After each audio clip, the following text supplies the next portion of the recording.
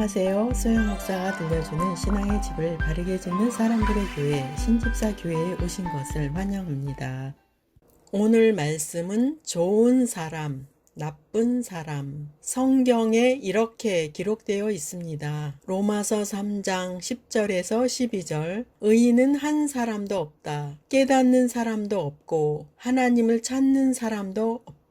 모두가 곁길로 나가 하나같이 쓸모없게 되었다. 선한 일을 행하는 사람은 단 한 사람도 없다. 본문 말씀에는 세상에서는 의인은 한 사람도 없고 선한 일을 행하는 사람도 단 한 사람도 없다고 말씀합니다. 이 말씀을 듣는 분들 중에 나는 괜찮은 사람인데 라고 생각하는 분도 있겠지요. 사람은 편 가르기를 잘합니다. 그리고 자신에 대하여는 좋은 사람이라고 생각합니다. 그리고 때로는 사람을 대할 때 이 사람은 좋은 사람인가 나쁜 사람인가를 판단하여 친구가 되기도 하고 나쁜 사람으로 마음에서 결정될 때는 상대하지 않으려고 합니다. 특히 정치하는 사람들은 더더욱 편가르기에 능하신 분들입니다. 자신의 정당만 인정하려는 생각이 고정되어 있습니다. 우리는 우리의 생각이 옳다고 주장하다가도 집에 돌아가서는 내 생각을 버리고 상대방의 말대로 행하기도 합니다. 이런 행동을 하는 것을 볼 때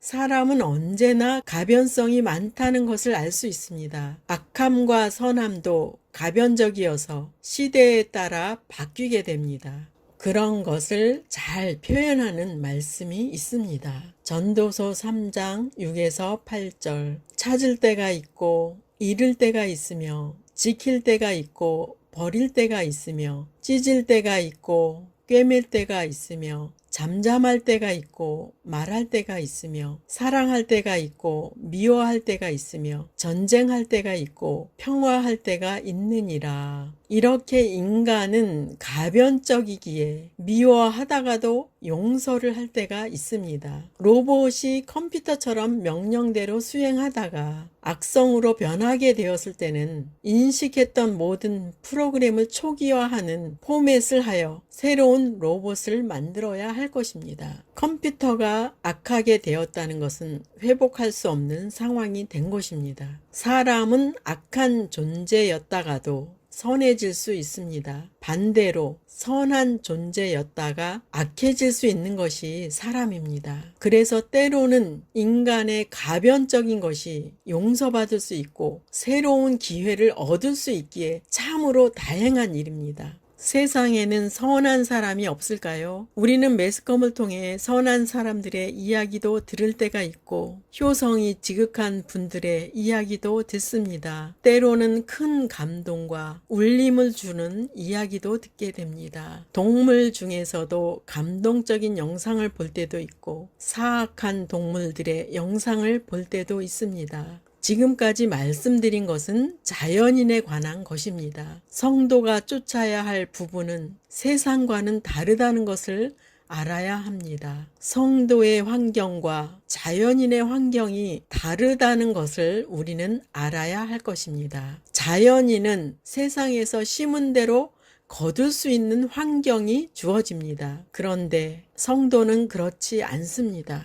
이유가 무엇일까요? 성도는 하나님께서 인생 막대기로 깨우침을 받아야 하기에 노력하는데도 환경이 따라주지 않을 때가 있습니다. 또한 성도들의 대적인 사탄의 유혹과 방해가 있을 수도 있습니다. 그렇지만 사탄도 하나님의 권한 아래에 있다는 것을 기억하시기 바랍니다. 2022년인 지금은 전 세계적으로 재앙의 때를 살고 있습니다. 끝나지 않는 전염병이 지속되고 있고 폭염, 기근, 재난, 전쟁, 폭력이 난무하고 있습니다. 사람들은 이런 상황을 마주하면서도 천지를 창조하신 하나님께 돌아오지 않고 있습니다. 지금은 하나님께 돌아와서 죄 용서받고 하나님만을 예배하고 섬길 때입니다. 사탄은 육신의 속성에 넘어갔을 때 합법적으로 성도를 괴롭힙니다. 그렇다면 우리는 어떻게 살아야 할까요? 고린도후서 5장 16절. 그러므로 우리가 이제부터는 어떤 사람도 육신을 따라 알지 아니하노라. 비록 우리가 그리스도도 육신을 따라 알았으나 이제부터는 그같이 알지 아니하노라. 우리는 자연인들의 효성스러운 모습을 보고 따라할까?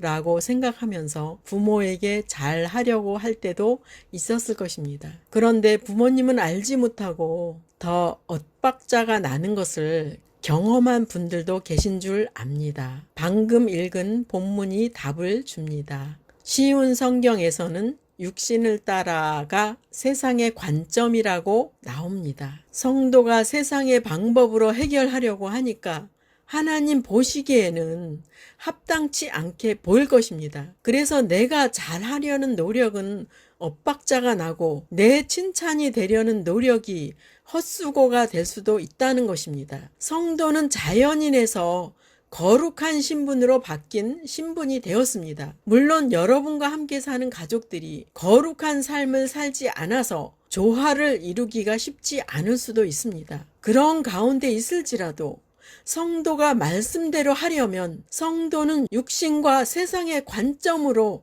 행하지 말아야 합니다. 즉 분을 내거나 정욕적인 것, 방탕한 것은 육신적인 것이라고 금방 분별이 될 것입니다. 반대로 착하게 하려는 감정도 육신의 생각에서 나왔다면 자기 의가 되어서 자랑이 될 수 있다는 것을 말씀드리고 싶습니다. 그래서 육신의 생각에서 나온 생각 중에도 도덕적인 것, 휴머니즘적인 것들이 있다는 것을 알아야 할 것입니다. 하나님은 도덕적인 것, 휴머니즘적인 것들을 기뻐하시지 않습니다. 그것은 사람의 노력이고 사람의 의의를 얻으려는 모습이기 때문입니다. 그래서 우리는 좋은 사람, 나쁜 사람을 단정 지을 수 없습니다. 왜냐하면 우리의 관점은 주관적이고 자기 사랑을 갖고 판단하기 때문입니다. 그래서 육신을 따라 살지 않으려면 영적인 것을 따라 살아야 할 것입니다. 우리가 올바른 판단을 하려면 위에 계신 하나님의 영을 통과하여 세상과 사람을 대해야 합니다. 여러분이 선을 행하려는 노력도 하나님의 영을 통과하여 행해야 합니다. 여러분이 대화를 할 때 하나님을 통과한 말을 할 때 상대방에게 유익함을 줄 수 있습니다. 어떤 일이든지 하나님을 통과하여 행하는 삶의 훈련을 하시기 바랍니다. 또한 보이는 사람을 판단하기 전에 하나님을 바라보기 바랍니다. 그럴 때 하나님께서는 우리의 행할 바를 알게 하실 것입니다. 즉 하나님의 판단으로 세상을 대하고 하나님의 답으로 우리는 순종해야 합니다. 영으로 마리아를 섬긴 요한을 보겠습니다. 요한복음 19장 26절에서 27절. 예수께서 자기의 어머니와 사랑하시는 제자가 곁에 서 있는 것을 보시고 자기 어머니께 말씀하시되 여자여 보소서 아들이니이다 하시고 또 그 제자에게 이르시되 보라 내 어머니라 하신대 그때부터 그 제자가 자기 집에 모시니라. 예수님은 십자가에서 죽음을 당하실 때 육신의 어머니에게 제자인 사도 요한을 여자여 보소서 아들이니이다 라고 말씀하셨고 요한은 그때부터 마리아를 자신의 집에 모셨다고 말씀합니다. 예수님의 육신의 동생이 4명이나 있었는데도 예수님은 왜 제자인 요한에게 어머니를 맡겼을까요? 예수님은 육신의 동생보다도 영적인 요한에게 어머니를 맡겼습니다.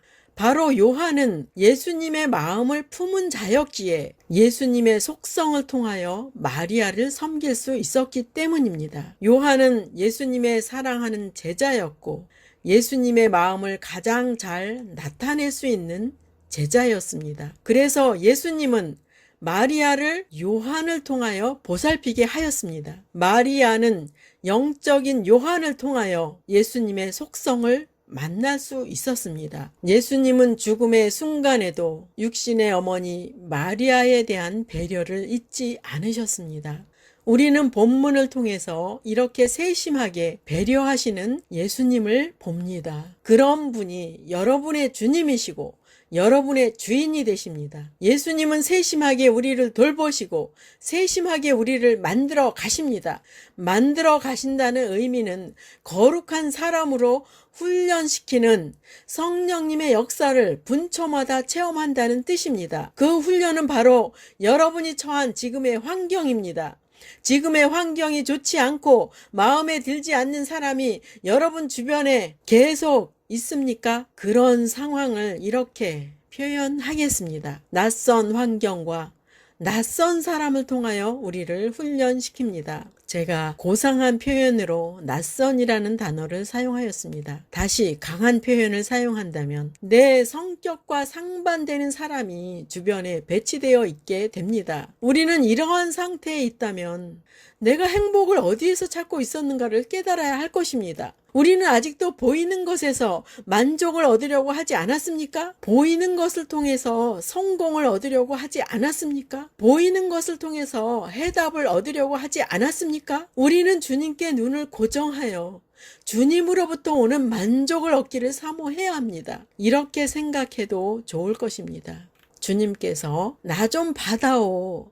너의 눈은 어찌 세상에 고정되어서 세상의 행복만 추구하느냐 라고 주님께서 말씀한다고 상상해 보십시오. 그렇다면 결국은 낯선 환경과 낯선 사람은 주님을 만나게 만드는 과정이었네요. 성령님의 훈련은 우리 육신의 생각으로는 상상할 수 없을 정도로 가장 완전한 훈련을 하십니다. 세상의 것들이, 주변 사람들이 끔찍하게 싫어질 때 여러분 주님께 눈과 마음을 온전히 바치십시오. 세상과 나는 안 보이고 주님만 여러분의 마음과 생각을 다스리게 하십시오.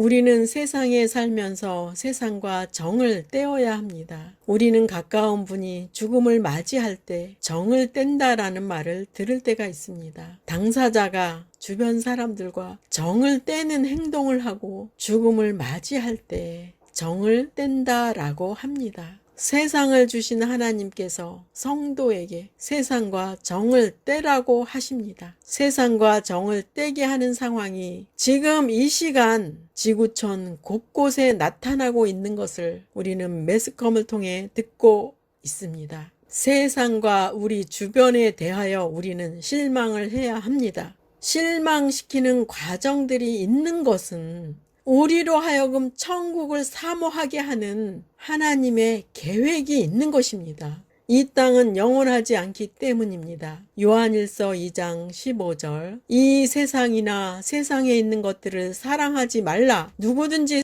세상을 사랑하면 아버지의 사랑이 그 안에 있지 아니하니 세상에 속한 것들이 여러분 안에 가득 차면 아버지의 사랑이 들어올 공간이 없게 됩니다. 우리는 아버지의 사랑으로 살아야 하는 존재들입니다. 이 힘든 세상에서 아버지의 사랑이 여러분을 살게 하시고 지켜주시고 범사를 함께 하십니다. 우리는 육신의 속성에 대해서도 정을 떼어야 합니다. 로마서 8장 6절 죄의 본성의 지배를 받는 사람의 생각은 죽음이지만 성령의 지배를 받는 사람의 생각은 생명과 평강입니다. 육신의 속성은 날마다 십자가에 못 박아야 합니다. 육신의 속성은 하나님과 원수이고 말씀에 불순종하기 때문입니다.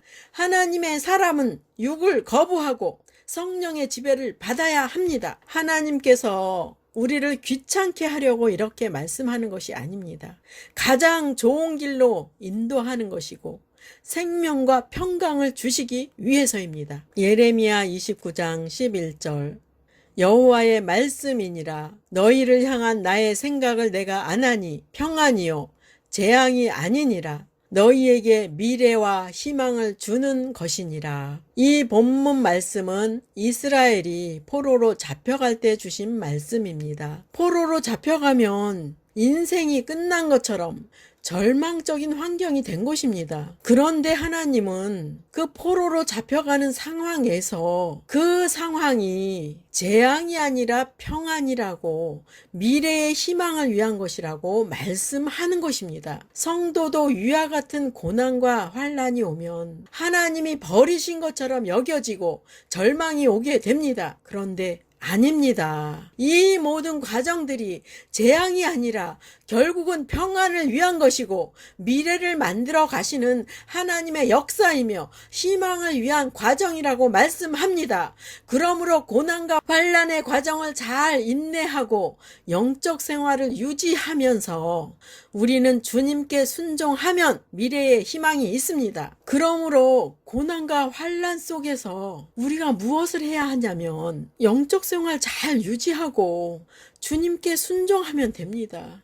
주님과 함께하는 생활을 하면 됩니다. 주님과 대화하는 생활을 하면 됩니다. 그러면 미래의 희망이 있습니다. 영으로 들어가는 과정은 쉽지는 않습니다. 그 이유는 대적 사탄이 있기 때문입니다. 주님께서 주신 영적인 아이템들을 사용하시기 바랍니다. 우리의 영적인 아이템은 말씀, 기도, 예수 이름, 성령님의 도우심이 있습니다. 두려워하지 마시고 불평만 하지 마시고 걱정만 하지 마시고 유혹에 넘어가지 마시고 영적인 하나님의 아이템인 무기를 사용하시기 바랍니다. 하나님은 여러분 혼자서 해결하고 노력하라고 하지 않으셨습니다. 여러 가지 사용할 수 있는 영적 무기를 주셨고 성령님도 함께 하심으로 능히 이기게 하십니다. 오늘 좋은 사람과 나쁜 사람에 대한 말씀을 전하였습니다. 이 기준은 사람들의 기준이고 개인적인 기준이 될 수 있습니다. 유대인의 판단 기준은 종교 지도자들이 정한 법을 지키는가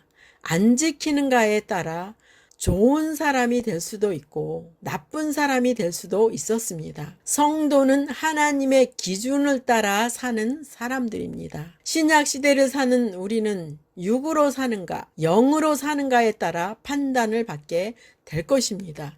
바울 사도는 성령을 따라 살 때 율법의 요구를 완성할 수 있다고 말씀했습니다. 성령을 따라 살기 위해서는 우리의 육신의 속성을 포기하고 부인하고 죽은 자로 여겨야 합니다. 이 싸움을 지속적으로 행해야 합니다.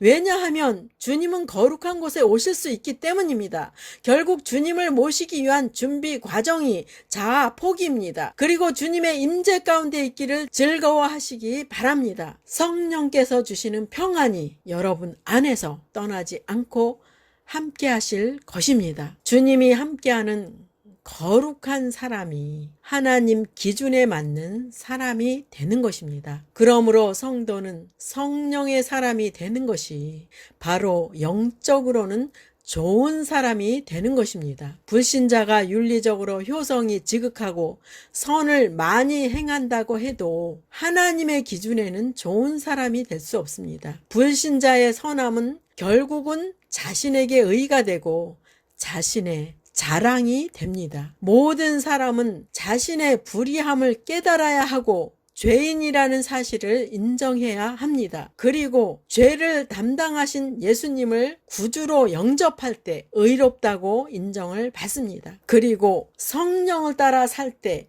선한 열매를 맺어서 하나님의 기준을 충족할 수 있습니다. 성령님의 선한 열매를 많이 맺어서 하나님의 기준을 충족하는 저와 여러분이 되시기를 축복합니다. 마지막 시대를 살아가는 하나님의 백성 여러분, 교회는 다니지만 예수님을 그리스도로 믿지 않는 여러분, 하나님에 대해서 예수님에 대해서 잘 모르시는 여러분, 가나안 성도 여러분, 우리 함께 성경에 근거해서 성령의 능력으로 신앙의 집을 말씀대로 바르게 건축하도록 합시다. 누구나 유튜브에서 신집사 교회를 구독하심으로 신집사 교회 사역에 동참할 수 있습니다. 신집사 교회를 통해 영상으로 선교하는데 동참하기를 원하시는 분들과 함께 연합하기를 원합니다. 아브라함 목사에게 언제든지 연락 주십시오. 우리 주 예수 그리스도의 이름으로 축복하고 또 축복합니다.